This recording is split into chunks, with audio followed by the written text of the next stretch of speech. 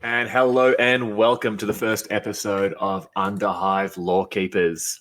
I am Spanwell by name, and with me tonight are my co-hosts Nathan, Hello. Andy, Howdy, howdy. and Neddly. G'day, bud. How you doing? I'm always good, dude. Yourself?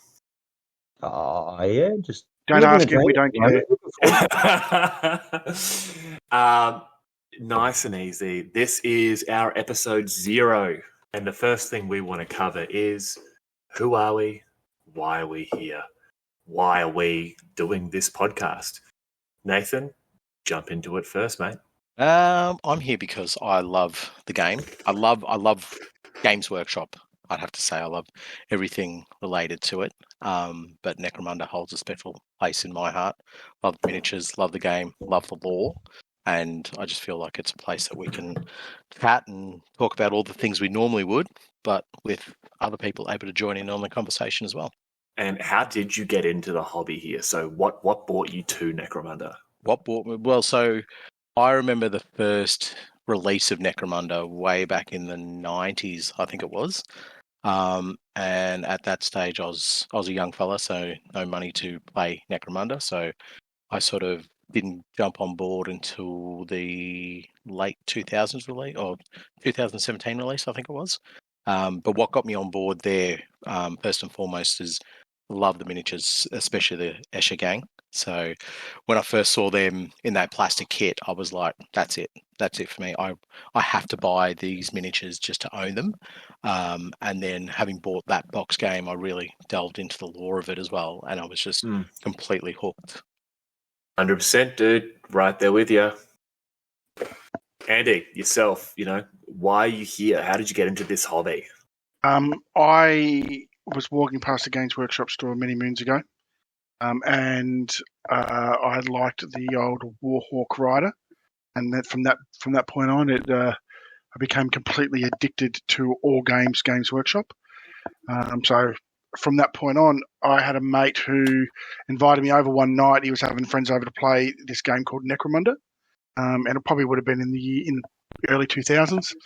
And from that point on, I was addicted with the progression and that things could die and you weren't just playing one-off games, and that overall, that it was worthwhile. Every moment you put into your game, where you got something back out of it. So yeah, that's why I got addicted to it. Beautiful. And Neddly, yourself? Well, I was in primary school, funnily enough, when it started. I was about 11 and a half, something like that. A few guys came in with a few models, started playing games on the floor, asked me to join in, got really interested, told me about a shop, went there, had a look. Funnily enough, that's actually where I met Andy, talking 20 years ago now. Basically, Andy was involved in selling me my first model, and same thing. I've been hooked ever since. I've loved every part of the game. I've played nearly every game that's come out. I've just absolutely loved it and been drawn in. First of all, by the game, especially growing up. But as I've gotten older, I've started to appreciate the lore a lot more and what the universe has to offer. Yeah, beautiful. And, well, myself, I'm exactly the same as you guys. Got into the hobby, seeing models that a mate was using, went into Games Workshop and just fell in love, and especially Necromunda, because it wasn't just two armies facing off against each other doing the I kill your guys, you kill my guys, all right, I win, you win, game over, that's cool, everyone comes back the next game. It was this guy died, or this guy's broken his leg, or this girl here, she's only got one arm now. It's so much. There's so much more to it. I think that's the thing. It really is a war game first and foremost that we all know and love. But secondly, there is a massive RPG element to it, and I think that's the draw for all of us. I think we can all agree that. Yeah, definitely. Like I my biggest sort of thing with it is what I can draw from playing. I played umpteen amounts of Mordheim, and I get the same kick out of Necromunda as I did Mordheim, and that was what drew me to Necro as well. I'll just say something though, that all of us have talked about going into that store and being just completely immersed in it, completely enamored with everything that we see in the store, and it just says something for how important, how good those Games Workshop stores. Like, I don't know, haven't been in one for a while, but how good they were back in the day. But yeah, for me, playing games where there is a continuation of your character, you still remember the character name of a model that you had from like 10, 15 years ago in some gang or some group that you had because they suffered an injury or did something amazing in one of your games. Or they fell 9 inches and killed your gang leader because of an impact hit. It's those sort of things.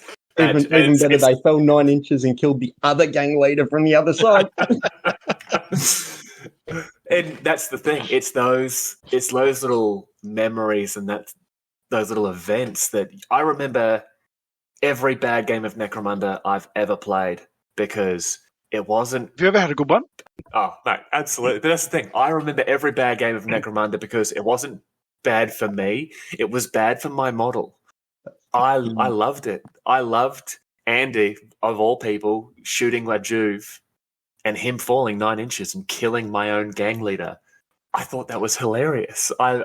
And that's why I play Necromunda. And you guys, it sounds like the same, where it's because every model is living its own story. Every single game of every single campaign. No, I was saying that's bang on. You're creating small little short stories every time you play. And you can get that with your army when you're playing 40k or fantasy or whatever thing you're happening. You might have a sergeant that does something, but there's just something so much more personal when you've picked the weapon that you want for this particular model, and then you've had to pick the pathway they take within that game, and they manage to pull up something magical, and it's all down to the dice rolling, but it just creates this little moment in time, this little story that just locks and stays with you. And that's exactly it, Nathan. There's so much that's been put into this game over the last 30-odd years, where, be it either from the community or obviously the official GW sources, there's so much written. Novels, rulebooks, supplements, and it shows that Necromunda is this beautiful microcosm of the 40k universe at itself, where if you can genuinely imagine how it would exist on the planet of Necromunda, it has its own place. And nigh on everyone on the greater 40k scale is present at Necromunda in some way, shape, or form, be it Tau traders, Eldar ambassadors, squat miners, the Drukhari show up. Obviously we have the Imperium as a whole and the existence of humanity being the base of everything about it. And that's the thing that can get so overwhelming, not in regards to just the rules of it, but how do I bring what I envision in Necromunda to life on the table? And that's something we want to bring to our audience, where we can say to them, we want to be able to simplify how you can find this information and what some of this information actually means. This brings us to a question I've got for each of you here. Of all the things you personally know about Necromunda, what is your favourite piece of Necromunda lore? Friends don't let friends spire. See, I'm going to have to go the opposite of that. From way back in the day, they were always, like, other than the Escher, they were always my favourite because they yeah, it does say a lot, doesn't it? Just this absolute disregard for the populace. Like, what are we doing for this weekend? We get down there, we're just going to kill a couple of the scummers down there. I don't know, there's this real elitist level to them that I'm just like, yeah, you guys are cool. I get it. I'll never be one of you, but I get it. I'm pretty sure they're just... And that's Nathan's life story. Anytime you want to answer the question now? I was just thinking that. But you know what? Pretty sure that Spire are just Tau of the Underhive, basically. The Tau. The Tau Empire. Tau of the Underhive. Well, yeah, there's the old concept that so many Tau words are actually the same as the different Spire hunting rigs Right. that were actually Tau words, and you go into some of the old background lore in that, and it's it was believed Oris, I think is the one that I remember. Oris? yeah, Oris, and I think was it Which Chikara? means mirror. Yeah. It talks about how it was believed that Tau sort of smugglers or rogue traders were bringing Tau technology across to Necromunda, and that's who was giving it to the Spyro hunters. Right. Okay. Yeah. Yeah. So they're just. Um, So I mean, obviously, it's come about since the introduction of the town to the 40k universe, Yeah. but it's a beautiful tie-in as well.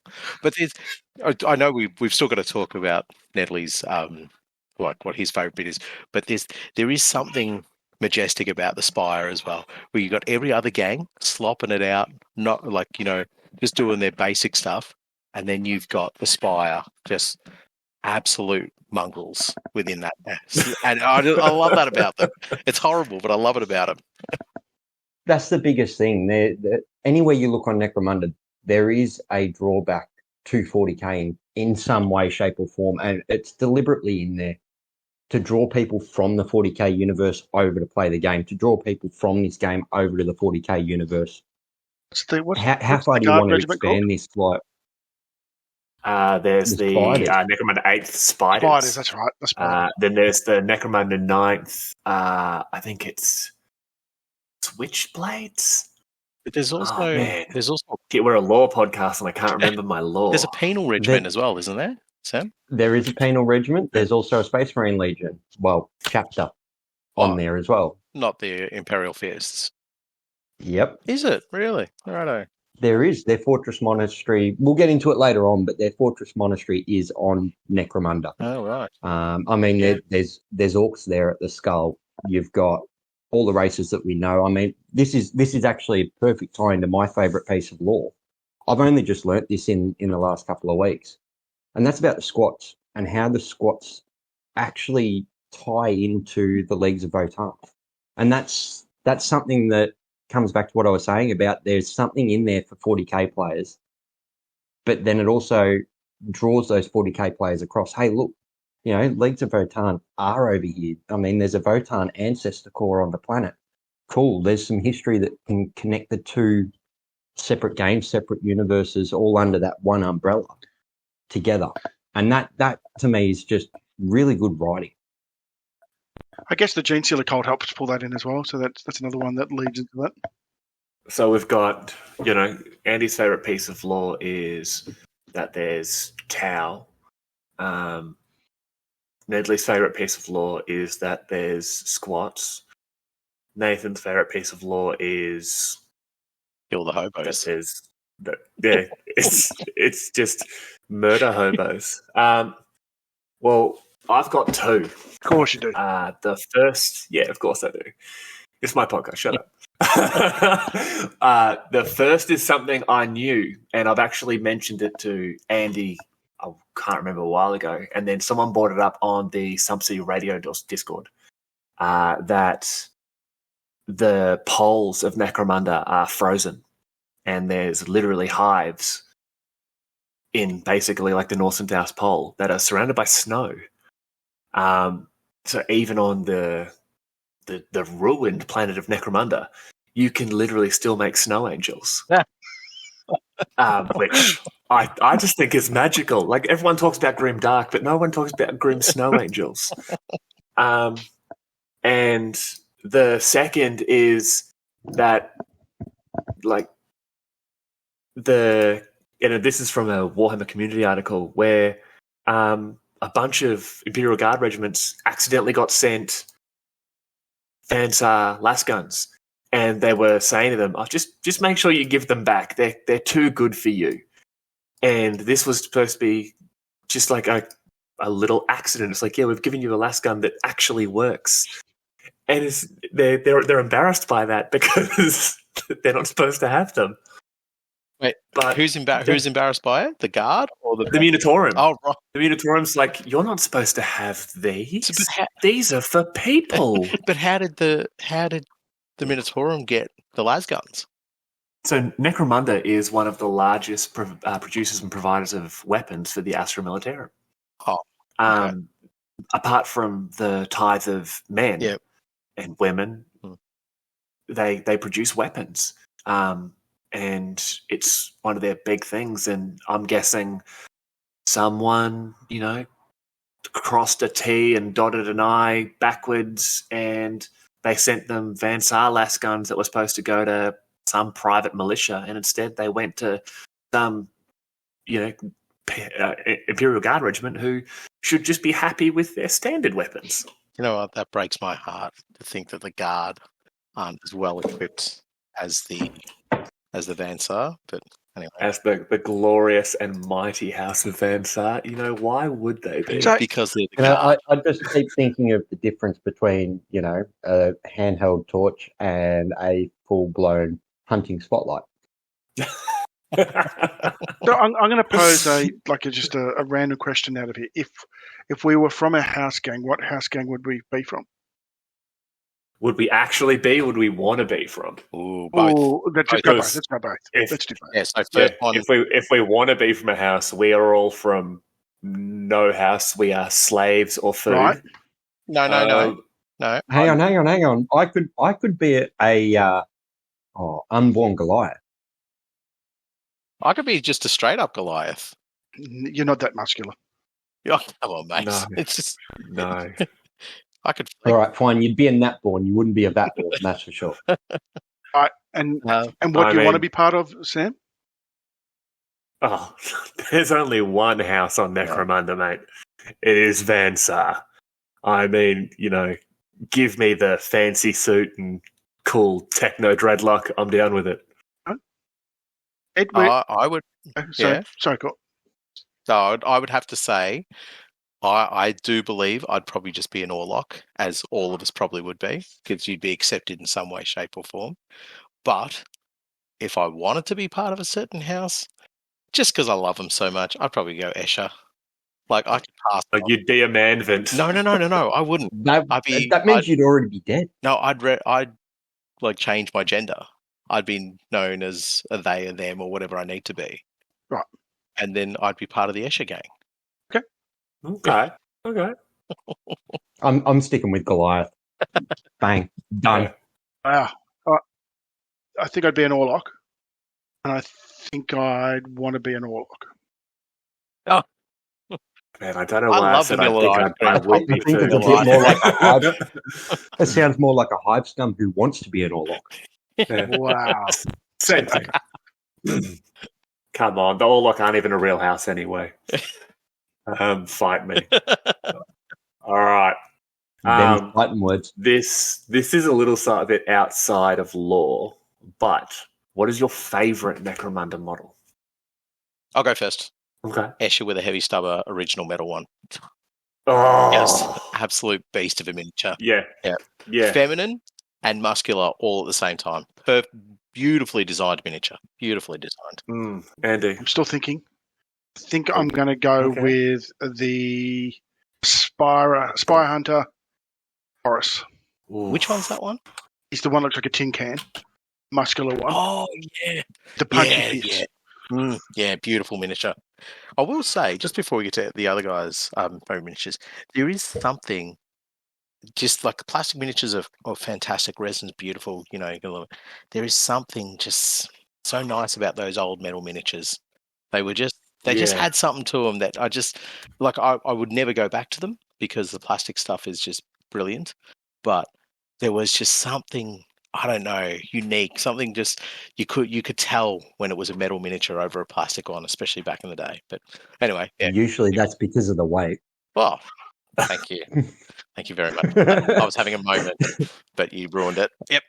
Oh, I'm sorry. I'll just go get my 10 kilos of metal models back out and we can start playing with them again. Yeah. Oh, yeah. If only. Yeah.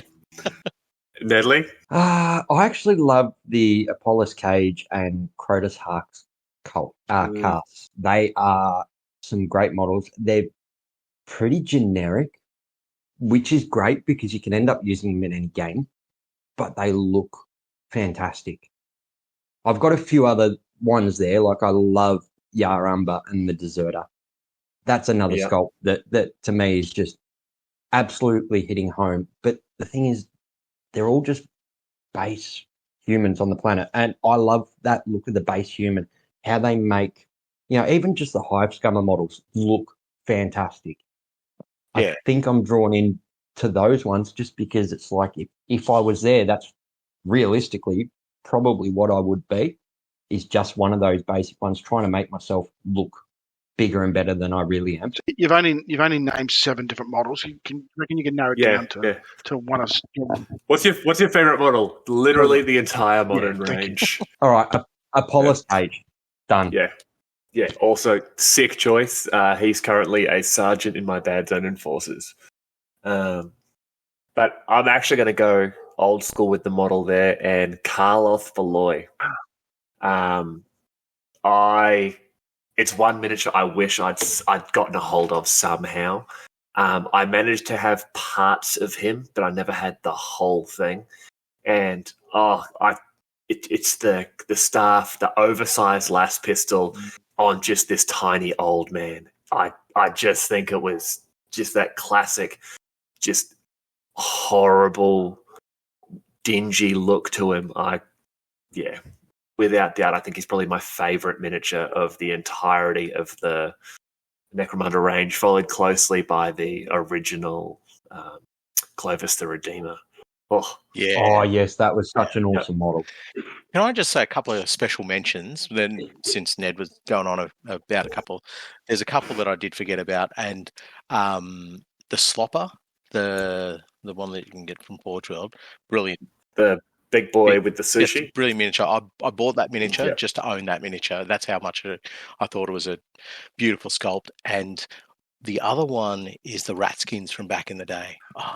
The amount of character in those miniatures. Yeah. You felt like you're on their level on the tabletop, the way they were skulking around and so forth. We're talking the originals, not the ones that come out through the mail order. The ones where you can put all the different hands and stuff on them. Yeah. The originals. The Fanatic, was it? Yeah, Fanatic. Yeah, the Fanatic ones. Yeah. Yep. Yeah, the original. There was something about the scout with shotgun. I believe it was an auto gun, and he was calling out to someone. He had the hand pulled up to sort of call. Oh, yeah, they were sick. Yeah, just brilliant miniatures. But yeah, this is a part of the hobby that gets me every single time is finding brilliant miniatures, and just like the sculpts. That's probably where I get suckered into all GW stuff the most, is finding really awesome miniatures. That's my thing. But anyway, continue on. What was the next question we had? Well, that's basically it for sort of the introductions of us, and I guess just telling people what we're going to be doing here. Sort of episode by episode, we want to focus on a different facet of Necromunda and its background, whether it be the history of the planet, whether it be one of the house gangs, one of the secondary gangs, the current ones, and those of the past. So I don't want to just talk about the things out now, slave ogrins, corpse grinder cults, those sort of things, as well as our known house gangs. I want to also bring up those factions from the past, there be the Ratskins, the Spirers, Nudies and Scabbies, and basically so someone who maybe doesn't know as much about Necromunda as they want to, who might not know anything, might just better grab on to a single episode and say, hey, this might be 60 minutes of just information that just might help me understand my gang a little bit better. Not just that, it gets people looking into the history and that a little bit more too, and looking at some of those older models and going, God, this was cool. Yeah. And inevitably we're going to get into an episode about the Arbites, and someone's going to call them Arbites, and I'm just going to quit. Arbites. I had to bite my tongue. Cool, Spammers off the podcast. Let's move on. But yeah, that's a pretty brief outlook of who we are, what we're looking at doing. And we're 25 minutes into episode 0. So we've already had one cast member quit. Yeah, well, if anyone can think of anything else to say there. No. It was nice knowing you. It was. Thank you for the one episode I'm going to be doing here. No, well done. And Guys, that will be us for the evening. Thank you very much to most likely all three people who listen to this. My mum, my kid, and my She's lovely not listening. wife. She No one doesn't else care. will. He's not listening to it, She's mate. not Jeez. listening. She's not listening. No, Not by Shit. choice, at least. I'll play it in the car. She can't jump out then. Hey, that'll give you an excuse to drive up here. You can listen to a couple of episodes on the way. She's got no option. It's one episode on repeat, buddy. And that was episode 0 of Underhive Lorekeepers. Please tune into our next episode, A Brief 10,000 Year History, where we dive into the history of the planet and how it became the setting for the game we know and love. I am Spamiel, on behalf of the Lorekeeper team, thank you for listening. If you have any questions, complaints, corrections, or just good old-fashioned chain letters, please reach out to us at underhivelorekeepers@gmail.com. Thanks.